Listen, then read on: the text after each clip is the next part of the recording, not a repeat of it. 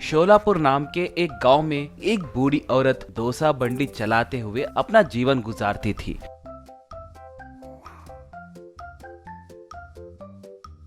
उसका बेटा बड़ा शराबी था। वो आए दिन डोसा बंडी के पास आकर झगड़ा करके माँ के पास से पैसे छीनकर ले जाता था। उन पैसों से शराब पीकर घर आने के अलावा वो कोई काम नहीं करता था।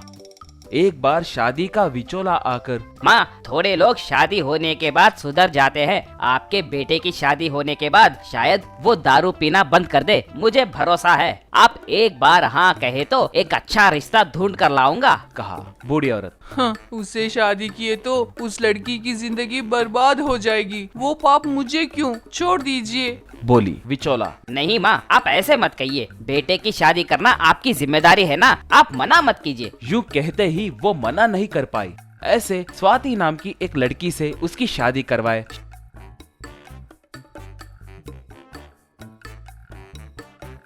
शादी के अगले दिन ही वो खूब पीकर आया। पत्नी और माँ से झगड़ा करके पैसे पूछने लगा। ये देखकर स्वाति को सब समझ आ गया। सास उसे माफ करने के लिए पूछी।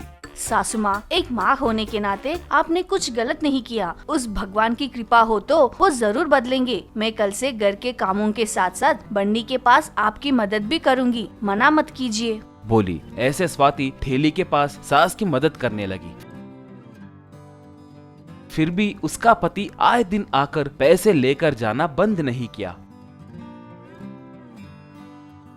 एक बार वो पैसे लेकर जाने लगा तो सास, ये परेशानियां और कितने दिन रहेंगी पता नहीं। आमदनी कम है कहकर हम दुखी हो रहे हैं तो ये आकर उसमें से आधे पैसे छीन कर ले जा रहा है। आजकल ज्यादा होटल्स खुलने के कारण हमारे बंडी के पास लोग नहीं आ रहे हैं, अब क्या करे, कहकर दुखी होने लगी। उस गांव में एक स्कूल था। स्कूल के बच्चे दोपहर का भोजन ग्राउंड में ही खाते थे।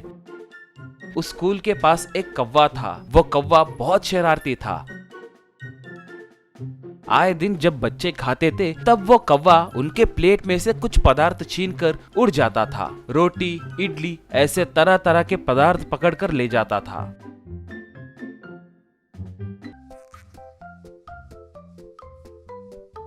एक बार एक बच्चा एक बड़ा चॉकलेट का रैपर फाड़कर चॉकलेट खाने ही वाला था। तभी वो कौवा आकर उसे पकड़कर ले गया। ये देखकर बाकी के बच्चे हंसने लगे। उस बच्चे को बहुत गुस्सा आया। वो बिना देरी किए उस कौवे के पीछे भागने लगा। वो कौवा जहाँ भी जाता तो वो बच्चा भी उसके पीछे पीछे भागने लगता। बाद में वो बच्चा गुस्से से एक पत्थर उठाकर कौवे पे फेंका। वो कौवा डर के उस चॉकलेट को नीचे छोड़कर चला गया। वो चॉकलेट सीधे जाकर डोसे के तवे पे गिर गई। स्वाति डोसा के घोल को तवे पे फैलाने के वजह से चॉकलेट डोसा में घुलकर वो एक चॉकलेट डोसा के जैसे बन गया। इतने में वो बच्चा वहाँ पर आकर जो बीता वो सब स्वाति को बताया। स्वाति तब, अरे अब क्या करूँ बेटा, मैंने देखे बिना उसे डोसा में मिला दिया है। चाहे तो ये डोसा दूंगी, ये खाओ, कहकर वो डोसा दी। बच्चा चॉकलेट डोसा खाकर, वाह, ये बहुत स्वादिष्ट है। इतना स्वादिष्ट डोसा मैंने नहीं खाया। मुझे आए दिन ऐसे डोसे ही चाहिए। हम बच्चों को ये बहुत पसंद आएंगे। मैं जाकर गांव में सबको बताऊंगा, कहकर वहाँ से चला गया। स्वाति सास से, सासू माँ, लगता है वो भगवान ने हमें एक नया रास्ता दिखाया है। अब से हम चॉकलेट डोसा बनाएंगे, वो जरूर सबको पसंद आएंगे। ऐसे स्वाति चॉकलेट्स खरीदकर बंडी पे रखने लगी। अगले दिन वो बच्चा अपने दोस्तों के साथ वहाँ पर आया।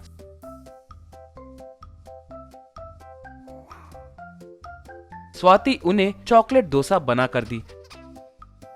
उसे खाकर बच्चे बहुत खुश हुए।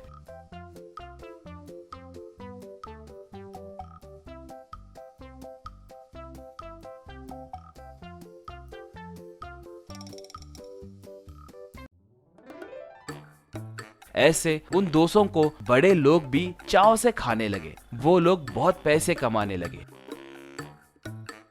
ज्यादा दारू पीने के कारण स्वाति के पति का सेहत खराब हुआ और वो अस्पताल में भर्ती हुआ। बाद में वो ठीक होने के बाद वो पूरी तरह से बदल गया और बंडी के पास माँ और पत्नी की मदद करने लगा। थोड़े दिनों के बाद वो लोग एक बड़ा चॉकलेट डोसा रेस्टोरेंट खोलकर बहुत पैसे कमाए।